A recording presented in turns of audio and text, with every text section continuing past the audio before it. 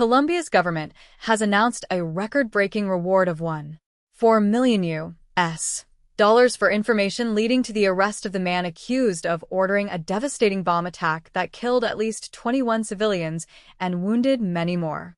The announcement came from Defense Minister Pedro Sanchez, who identified the suspect as Iván Jacob Idrobo Arredondo, alias Marlon, and tied him to a series of explosions that struck the Cauca region in the country's southwest over a single weekend. The blast occurred on a busy highway when attackers first blocked traffic with a bus and another vehicle, then detonated an explosive device. The resulting crater stretched 650 feet across the road, leaving twisted metal and debris from multiple vehicles. Governor Octavio Guzman of Cauca described the scene as the most brutal and ruthless attack on civilians in the region in decades, noting that at least 15 of the dead were women. In a video posted on Sanchez's Facebook page, filmed from a helicopter hovering over the blast site, the defense minister called Marlon demented and a terrorist, emphasizing that the victims were ordinary people simply trying to get by. He pledged that the state would do everything necessary to prevent such violence from recurring. The bombing was not an isolated incident. According to the head of the armed forces, Hugo Lopez, it was one of 26 attacks on public infrastructure recorded in the Valle del Cauca and Cauca regions over just 2 days. This surge of violence coincides with a heated presidential campaign, with the election set for May 31st.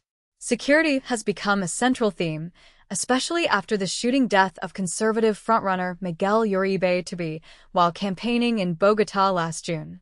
Marlon is believed to operate under the command of Iván Mordisco, whose real name is Nestor Gregorio Vera Fernandez.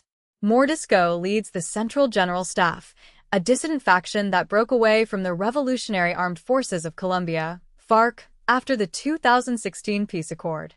While roughly 7,000 former FARC fighters laid down their arms under that agreement, about 2,000, including Mordisco, refused to disarm and have continued armed activities.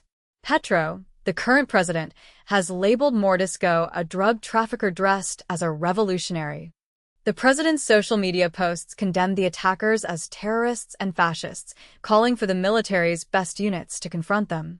The recent bombing ranks among the deadliest in Colombia since the 2003 FARC nightclub bombing in Bogotá that claimed 36 lives, and it echoes the 2019 police academy attack by the National Liberation Army that killed 21.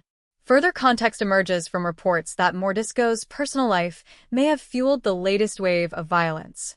Security sources told El Colombiano that the arrest of 4 of Mordisco's brothers and the death of his girlfriend in an Air Force bombardment could have motivated the retaliatory strikes.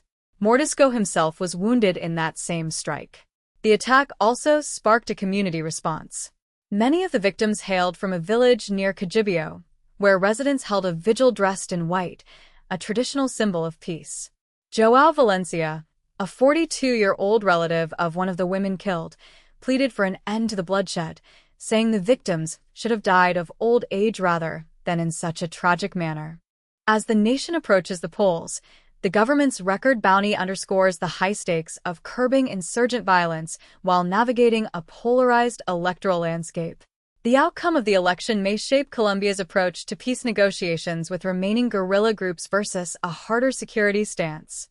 In sum, the combination of an unprecedented financial incentive, a brazen act of terror targeting civilians, deep ties to historic insurgent factions, and the looming electoral decision creates a moment of intense national significance. The hope is that the bounty will bring swift justice and deter further attacks, allowing communities to mourn and rebuild without fear of renewed violence.